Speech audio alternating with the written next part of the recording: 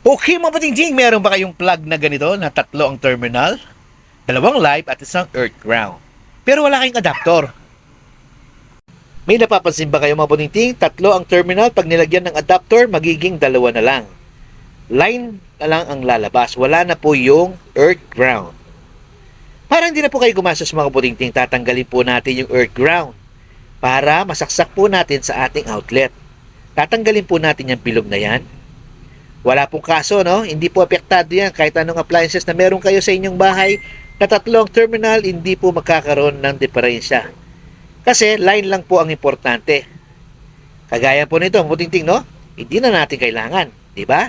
Hindi na kayo gagastos sa inyong plug para masaksak po ninyo sa inyong outlet. Para hindi na tayo bumili pa ng ating adapter, mas maganda, discarding buting-ting lang po ang ating gagawin. Gayon din po, di ba? Pag sinaksak natin ang adapter, mawawala din po yung earth ground.